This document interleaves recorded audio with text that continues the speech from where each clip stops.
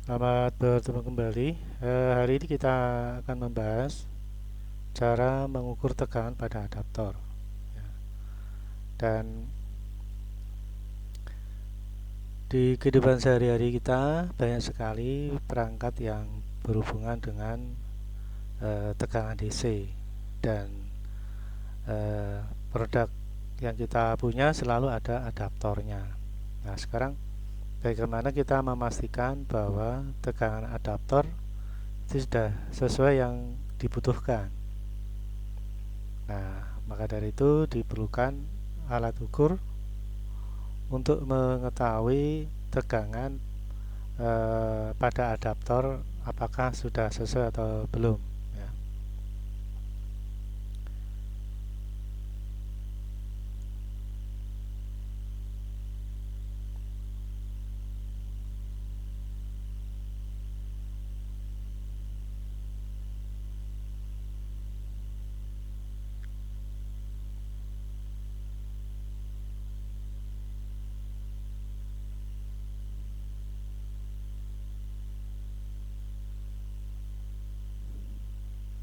Kita masuk ke materi aja.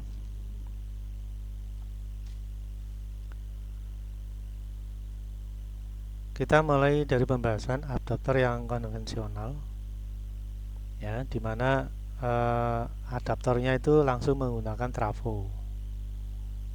Ya, jadi adaptor yang kita bahas di hari ini adalah adaptor yang menggunakan trafo, ya, trafo step down. Yang ditampilkan ini adalah salah satu contoh adaptor yang menggunakan trafo dengan output sesuai dengan tegangan trafo, ya. Outputnya bisa 3 volt, 5 volt, 7,5, 9 volt, 12 volt sesuai tegangan trafo, dan itu bisa dipilih. Kemudian arus mengalir satu arah setiap detik. Ini adalah karakter dari direct current misalnya. Sama dengan tekanan aki yang mempunyai frekuensi 0 Hz. Berarti arus mengalir satu arah terus menerus setiap detik. Ya, jadi tekanan DC itu mengalirkan elektron dari yang banyak elektron ke yang kekurangan elektron.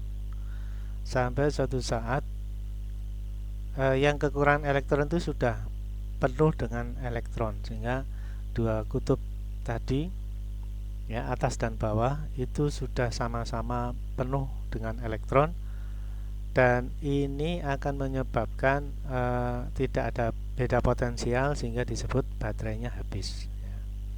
Padahal itu hanya perpindahan elektron, ya. Elektron sudah penuh, ya, sudah tidak ada perbedaan potensial, elektronnya tidak ada yang mengalir lagi.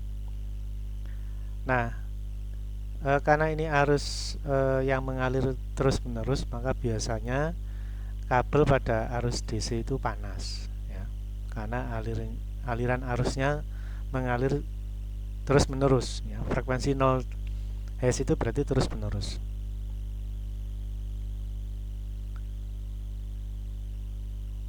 Dan dengan aliran elektron ini, maka bila dibebankan ke lampu, lampunya akan menyala. Ya, jadi seperti itu. Nah, sekarang tentang sejarah, ya. Jadi transformator itu, ya, pertama ditemukan itu bermula dari seseorang bernama Faraday menemukan bahwa melilitkan dua kumparan kabel yang terpisah dan menemukan bahwa kumparan pertama dilalui oleh arus, maka kumparan kedua akan menimbulkan beda potensial. Dan ini ditemukan sekitar 200 tahun yang lalu, ya. Jadi dua kumparan kabel yang terpisah, dan apabila salah satu kabel diberi arus bolak-balik, maka ujung kabel di sisi sekunder itu akan muncul induksi listrik ya. Nah itu. Nah secara ilustrasi ya, transformator ya, hukum Faraday bahwa perubahan pada medan magnet dapat menghasilkan medan listrik ya. Jadi kumparan pertama atau primer dilalui arus bolak-balik ya, maka akan menghasilkan medan listrik pada kumparan sekunder atau kumparan kedua, sehingga diketahui mengalirkan arus pula. Jadi kalau primernya dialiri arus ya, perubahan pada medan magnet dapat menghasilkan medan listrik yaitu pada kumparan kedua ya, mengalirkan arus pula. Nah kalau kumparan pertama dilalui arus bolak-balik ya, maka menghasilkan medan listrik, sehingga kumparan kedua itu juga mengalirkan arus bolak-balik pula. Nah, jadi itu istilahnya induksi ya. Nah itu yang biasa kita gunakan dalam konsep adaptor, yaitu menggunakan transformator. Nah, tergantung kumparan primer dan kumparan sekunder untuk menentukan tegangan. Jadi kalau primernya dengan sekundernya berbeda kumparan, maka akan terjadi perubahan atau penurunan ya. Bila kumparannya berkurang di sekunder, maka terjadi penurunan. Nah sekarang dioda. Dioda itu merupakan komponen utama dari adaptor ya, untuk banyak arah. Dioda kristal ditemukan pada tahun 1874 ya, oleh peneliti Jerman Karl Ferdinand Braun. Pada waktu penemuan, piranti seperti ini dikenal sebagai penyearah atau rectifier. Jadi istilah rectifier atau penyearah itu sudah ditemukan hampir 200 tahun yang lalu ya. Ya. Sementara kita yang sekarang menikmati saja ya. Nah dari dioda inilah kumparan sekunder itu dihubungkan ya, sehingga kumparan sekunder yang tegangan bolak-balik tapi tegangannya sudah turun, kemudian disearahkan menjadi tegangan DC yang rendah ya. Nah ini ilustrasi untuk dioda. Nah dioda adalah komponen semikonduktor yang mengalirkan arus listrik ke satu arah dan menghambat arah arus dari arah sebaliknya ya. Jadi kalau Anda perhatikan saat lampu menyala, itu arah dioda sama dengan arah arus. Nah kalau tidak searah lampunya mati ya.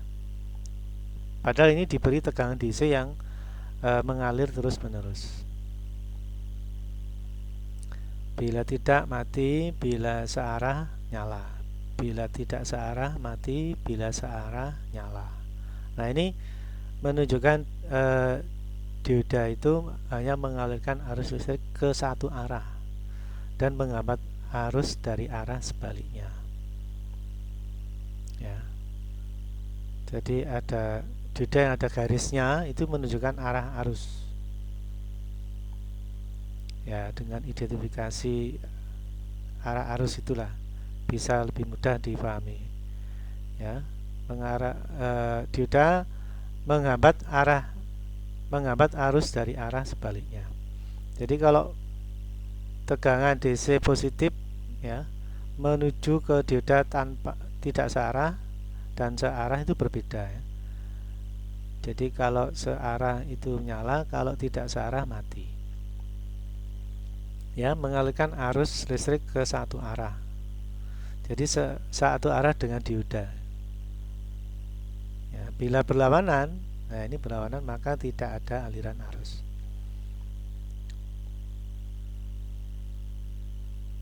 Nah itu yang ilustrasi ini bisa membantu kita memahami arah arus dan fungsi dioda.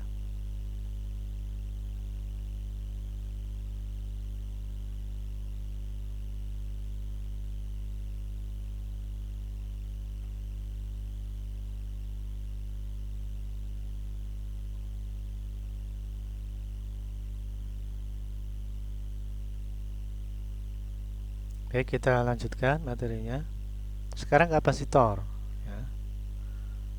Dalam adaptor selain trafo dan dioda juga terdapat kapasitor. Kapasitor pertama kali dibuat pada tahun 1745 ya, 1745, 200 tahun yang lalu. 200 sampai 300 tahun yang lalu oleh Ewart George von Quist ya. Dan secara terpisah juga dibuat oleh ilmuwan Belanda ya, yang bernama Peter van Mansberg ya, pada tahun 1746 ya. Peter van Mansberg membuat kapasitor pertamanya di Universitas Leiden dan menamakannya sebagai kapasitor Leiden ya. Jadi kapasitor ya. Sekarang kapasitor elektronik maksudnya adalah kapasitor elektronik aluminium terpolarisasi elektroda anoda plus yang terbuat dari aluminium foil murni yang membentuk lapisan isolasi dari oksida. Elektronik cair menutupi permukaan lapisan oksida sebagai elektroda katoda min ya. Jadi kapasitor itu ada lapisan aluminium yang bermuatan positif, sementara elektronik cair yang menutupi permukaan lapisan oksida itu bermuatan negatif. Nah, jadi kalau Anda membongkar kapasitor elektronik atau elko, pasti itu ada aluminiumnya dan bahan elektronik cairnya. Nah, itu. Nah, biasanya dua bagian ini digulung ya, digulung dalam sebuah kemasan ya. Secara bahan ya, bahan elektronik cair itu tidak beda jauh dengan elektroniknya aki, sehingga kapasitor itu mempunyai fungsi yang hampir sama dengan aki juga, tapi kapasitas kecil ya.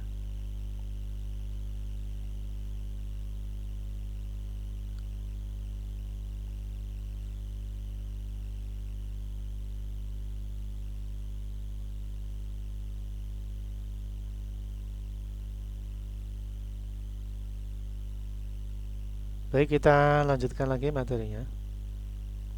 Kita sudah bahas trafo, kita sudah bahas dioda, kita sudah bahas kapasitor. Nah, tiga komponen utama inilah yang menyusun implementasi dari adaptor. Nah, sekarang kita masuk ke simulasi untuk kapasitor ya. Kondensator atau kapasitor sering disebut sebagai kapasitor adalah suatu bahan atau alat yang dapat menyimpan energi listrik. Ya. Jadi kalau Anda lihat di situ ada baterai, bila dihubungkan ke kapasitor, kapasitor nyimpan. Ya, yang disimpan itu bisa dihubungkan ke LED ya, untuk membuang muatannya, dan efeknya LED-nya akan menyala. Ya, ini mengisi muatan sehingga kapasitor tersimpan muatan. Nah, sekarang muatannya dialirkan ke LED ya. Nah, setelah terisi dialirkan ke LED dan LED-nya menyala warna biru. Nah, muatan kapasitor ini akan mengalir ke LED sehingga LED-nya menyala.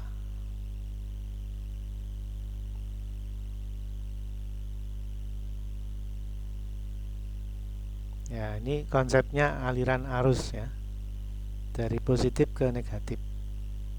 Nah, sehingga lampu LED-nya menyala setelah kapasitor diberi muatan listrik ya. Jadi kapasitor mempunyai karakter menyimpan muatan listrik ya, diisi tegangan menyimpan listrik. Hasil muatannya ya bisa digunakan atau dialirkan ke rangkaian yang lain. Nah, lampu LED-nya ini nyala.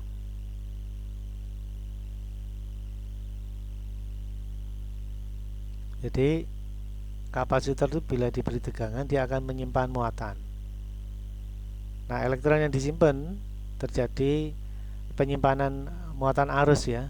Nah, itu bisa dialirkan ke perangkat atau rangkaian yang lain untuk mengalirkan arus ya, yang tersimpan.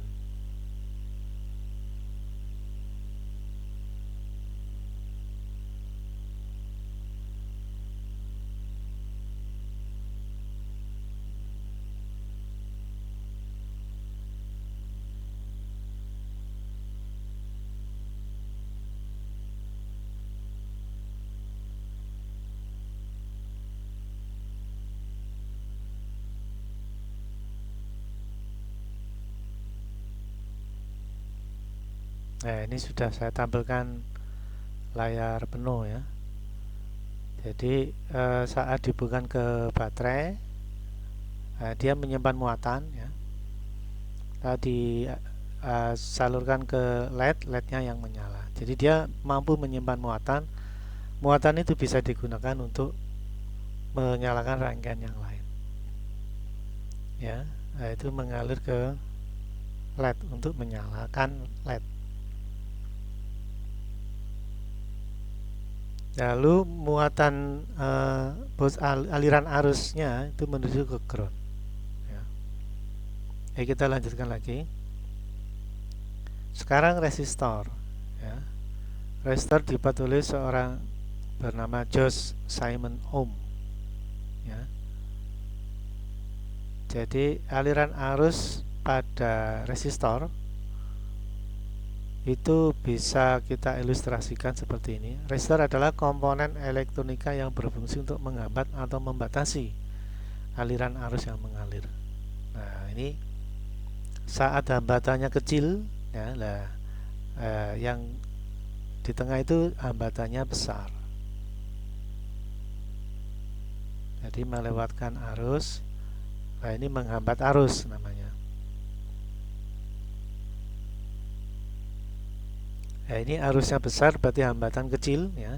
Nah, yang tengah itu arusnya kecil karena hambatan besar.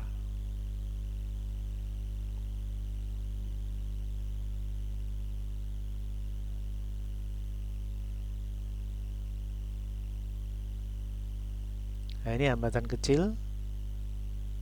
Nah, yang tengah itu hambatan besar. Ya.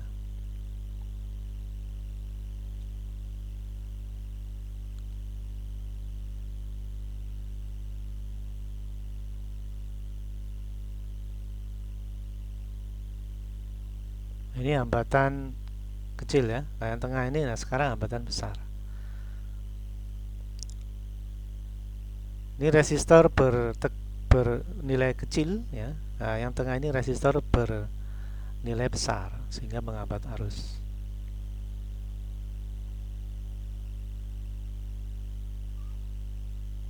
Nah, itu hambatan besar, arusnya kecil.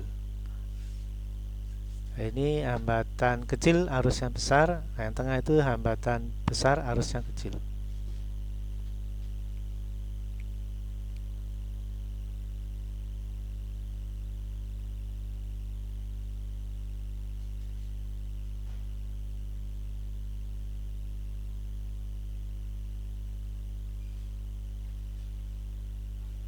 Nah, sekarang kita masuk ke rangkaian.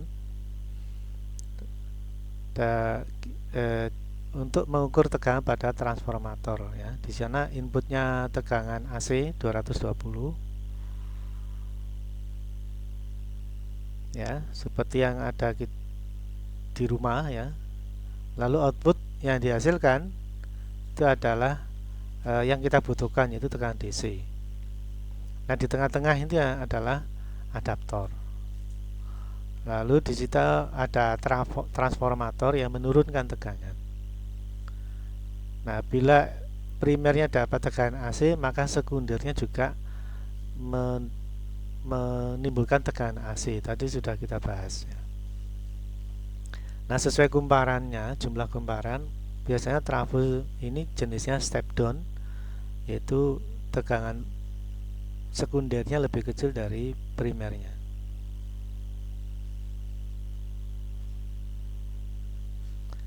Nah, karena arusnya bolak-balik di sekunder ya, maka diperlukan dioda yang akan mengalirkan arus yang searah dengan dioda, sementara arus yang berlawanan tidak dilewatkan.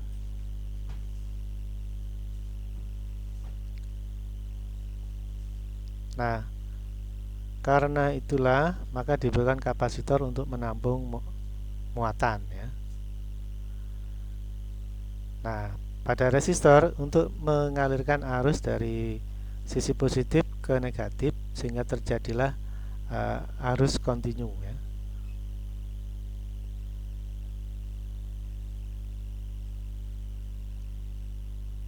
Ya, ini terjadi aliran arus dari positif menuju ke ground ya. Nah, ini supaya terjadi aliran arus ya, menjadi aliran arus siklus tertutup ya. Jadi hukum Ohm itu besar tegangan sama dengan arus kali hambatan sama dengan 0. Nah, itu diupayakan supaya terjadi aliran arus kontinu.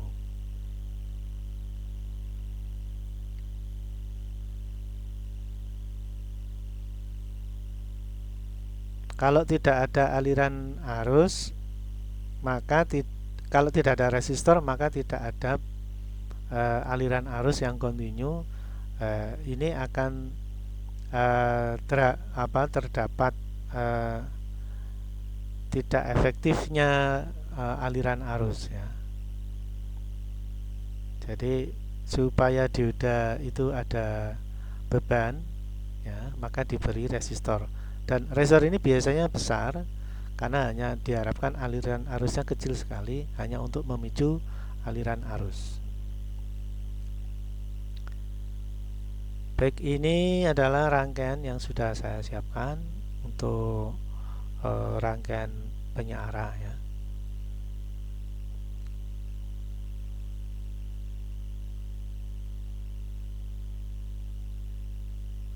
Di layar ada tegangan 220 volt ya, 50 Hz masuk ke trafo dengan komposisi perbandingan lilitan primer dan sekunder 99 dibanding 5 kalau nggak salah.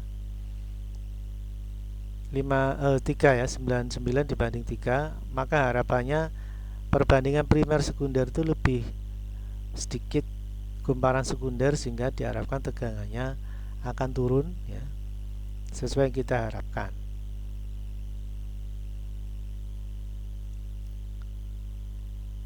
Nah, ini merupakan konsep dari persamaan jumlah kumparan primer dibanding kumparan sekunder akan sama dengan tegangan primer dibagi tegangan sekunder.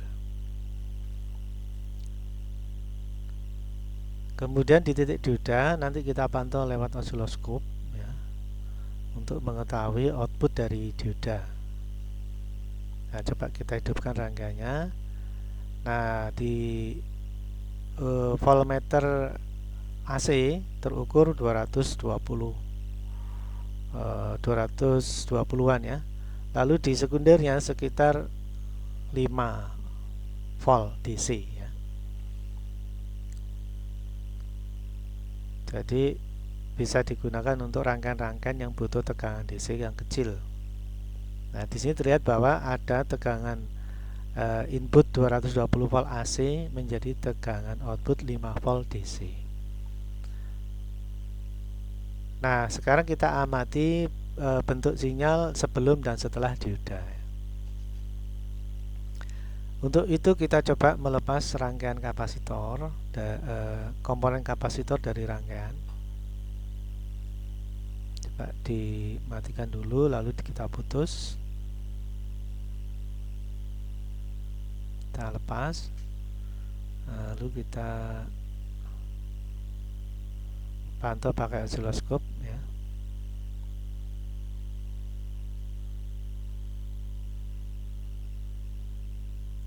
Kita periksa sebelum dioda. Nah, ini jadi posisi sekunder ya. Coba kalau dinyalakan, nah itu Anda lihat tegangan sekunder trafo itu terlihat dalam bentuk alternating current atau AC ya, sekitar antara 4 dan 8 itu berarti 6 volt positif, dan bawahnya juga begitu, sekitar 4 sampai minus 4 sampai minus 8 berarti minus 6. Berarti positifnya atasnya, puncaknya positif 6, lalu lembahnya bagian bawahnya itu minus 6. Nah, ini disebut tegangan AC 6 volt AC ya. Positif 6 dan negatif 6.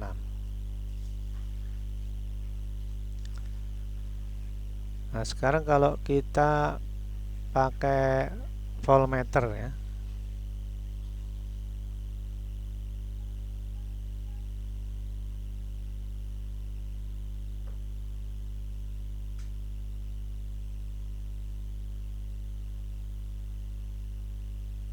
Nah, ini pakai voltmeter.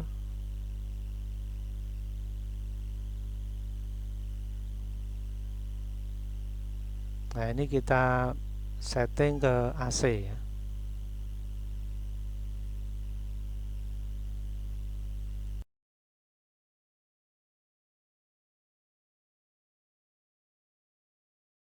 Multimeter yang di output kita pilih mode AC karena kita posisikan di posisi sekunder trafo.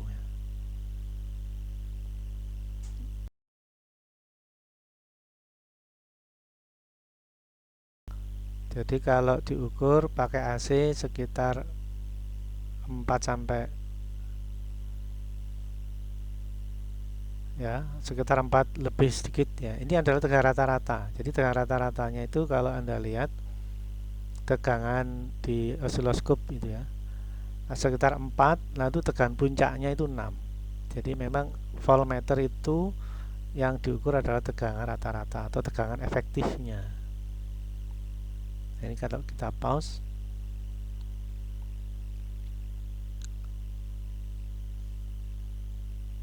Nah, tegangan AC-nya sekitar 6 volt tapi tegangan efektifnya sekitar 4, lebih sedikit volt.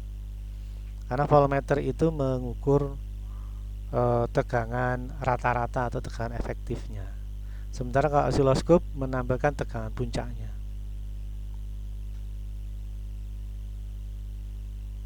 Nah, demikian juga kalau Anda mengukur tegangan rumah yang 220, itu sebenarnya adalah tegangan rata-rata atau tegangan efektifnya ya. Ya, sementara tegangan puncaknya itu adalah 300 volt.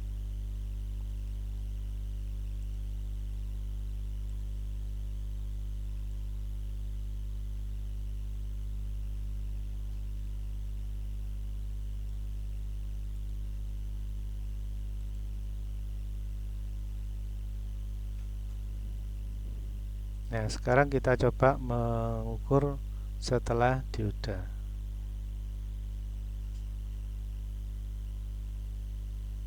Nah, kita geser osiloskopnya setelah dioda.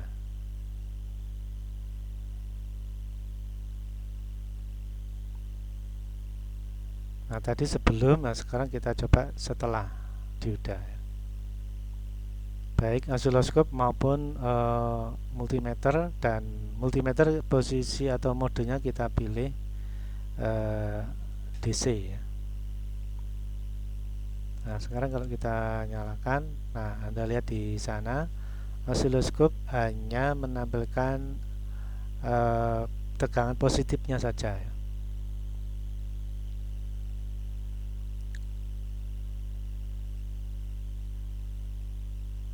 Tampilannya saya pause ya. Nah, yang lewat adalah tegangan positifnya saja. Itu dilakukan oleh fungsi dioda, yaitu melewatkan arus searah. Sementara yang negatif tidak dilewatkan. Karena kebutuhan elektronik kita melalui adaptor adalah tegangan positifnya saja. Nah, ternyata terbukti ya pakai osiloskop yang dilewatkan hanya positifnya saja.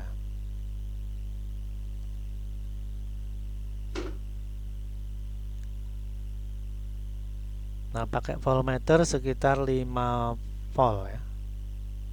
Ini juga tegangan efektifnya.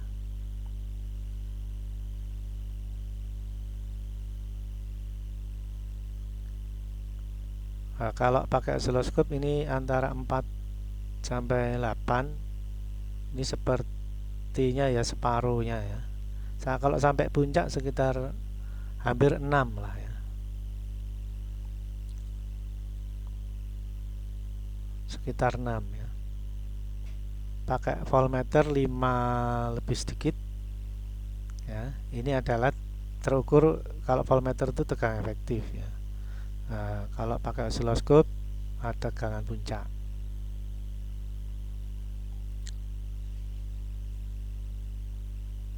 Nah,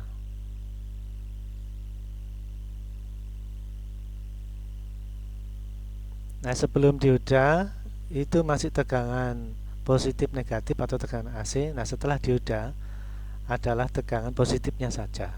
Nah, itu memang sesuai fungsi dioda mengarahkan tegangan positif ya.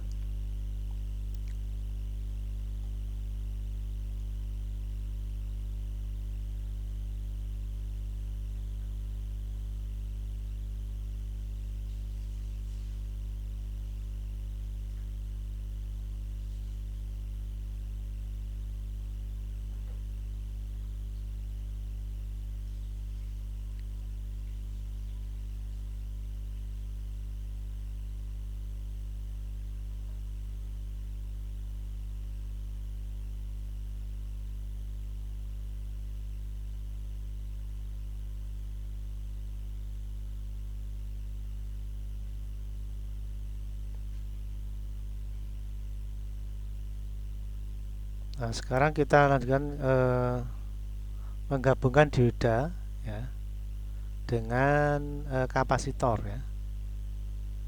Nah, ini kan masih muncul tegangan positifnya ya. Masih positifnya tapi belum disearahkan pakai kapasitor ya. Maka diperlukan kapasitor untuk menutup eh, gelombang yang belum terisi tegangan ya. Sehingga tegangan yang di sekunder ini perlu kita kasih kapasitor agar tegangannya menjadi rata ya. Coba ini kita hidupkan. Nah, itu terlihat bahwa tegangannya menjadi rata, dan seperti inilah tegangan DC yang kita butuhkan untuk perangkat-perangkat elektronik kita.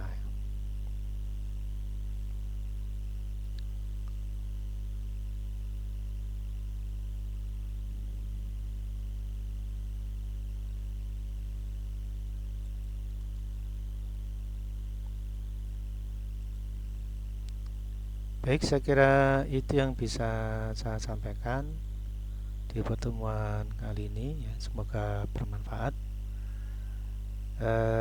Dilanjutkan di pertemuan berikutnya. Baik, sekian dan terima kasih.